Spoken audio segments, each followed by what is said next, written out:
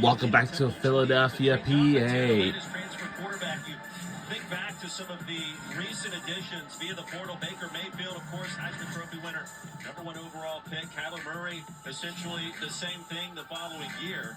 Jalen Hurts, incredible performance, Super Bowl MVP with the Eagles here in town. Dylan Gabriel, forget about him.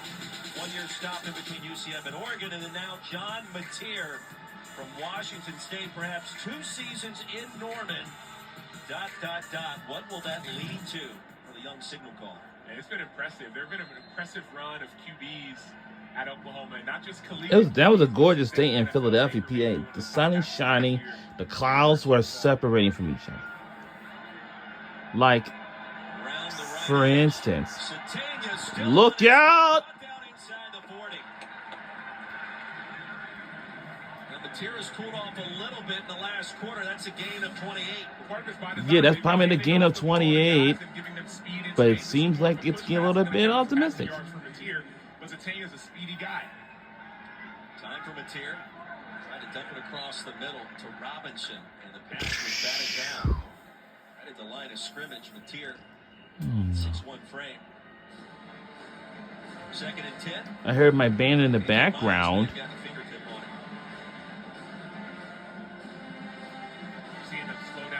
Just a little bit. Not as much quick game, not as much tempo, not as much hurry up. But they're still attacking the edges of this Temple defense. Mateer off the back foot, rifles a shot down the field. And no catch for a moment. It's a very gorgeous day outside. Because a lot of these people, like, how did it? And as soon as that, well, do you have took the subway? Like wherever that is. Right hand to the dome, one hand to his helmet, nearly made the catch. Unfortunately, couldn't bring it. Let me tell you something. For Philadelphia, to see your brother you love, they have some good. Well, maybe they have some good spots to eat in Philadelphia. Like, for instance, downtown Philadelphia, right into the market. You know. Yeah, I'll take a look. Looking for more. Mateer. Kanik. First down and goal. First and goal for Oklahoma. If you remember, a year ago against Temple, had the fumble return as a linebacker for a touchdown. He's been active on offense today. And he's in man-to-man. This has always been anything what we have just learned about from the season ago. And makes a play. That's impressive for a guy who used to play defense. 4 catches.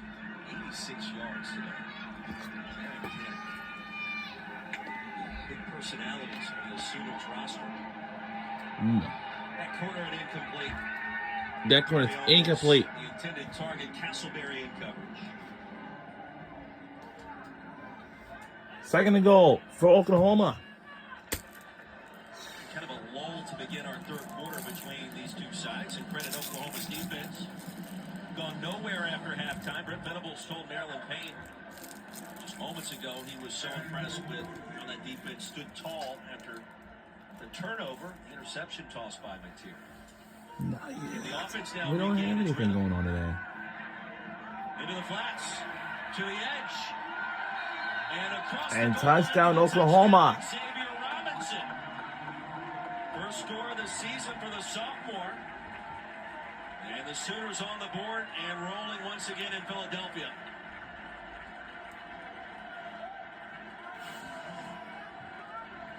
Love the play by Mateer. He's fading away. He knows that Robinson has an edge on the defense, and Robinson just catches the ball and doesn't try to come back and use his power or strength. No, just run to open grass, stretch that ball in front of the end zone, and get a score. Tate Sandell. And through 35-3. Only halfway home in our 3rd quarter. Let's take a look at the player spotlight brought to you by Tecovas as the Sooners continue to pour it on against the Temple Owls.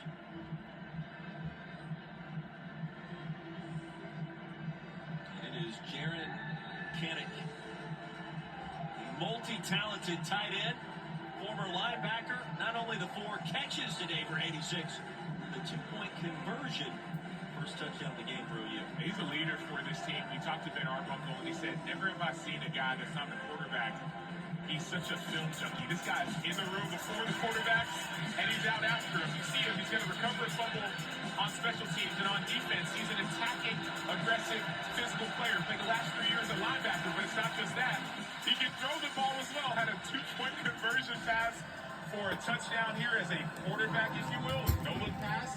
And then he's catching passes, not just this week, but all season long. Now you think back to what he's done today with those 4 receptions, 3 of the 4 have given Oklahoma first down, coming on 3rd down. So he's been clutch. Not to mention the 2-point play. You can ask yourself, why are you running that right now? You may need that play later in the season. Well, now everyone in the SEC's got to prepare and spend time on kind of a wonky 2-point play. As we check in again with Marilyn Payne with more on Jaron Kanak. Jaron Kanak said he, yes, is a film junkie, always has been, but he says film's so much more fun to watch now. Before you're just watching. My band is playing in the background. And he said, hey, no offense to anybody who still likes watching defense better, but it's so much more fun to go back and watch us run it up on guys. He also said that the big transition for him has included incorporating better care for his body in a similar sense. He said as a linebacker, you're just dropping back 15 to 20 yards, but as a tight end, you are running so much more. You're getting physical blocking, and you're going the length of the field.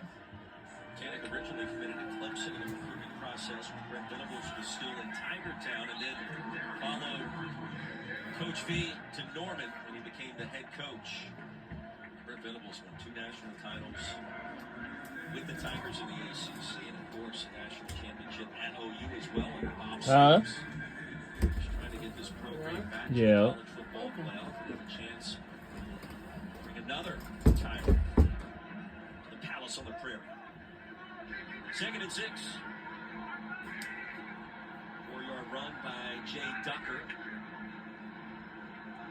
Simon's going to keep it and go nowhere. He'll lose a yard. Kip Lewis. This is going to get fun, Carmelatu, as a defensive player. When you know the offense can't do anything. They can't run the ball, they can't throw it downfield. And then, I'm not saying you're here to pad your stats, but it's here to put good film on display. So you get a chance to have fun and work on communication and playing with joy. Brent Venables, defensive play caller once again. Right in his wheelhouse. I think he's more comfortable in that role as opposed to just being the head coach and the CEO and a consultant. 3rd down and long, Bermudez spun backwards. And Peyton Bowen able to keep him to just a 2-yard gain. You can feel that energy in our conversations with him this week.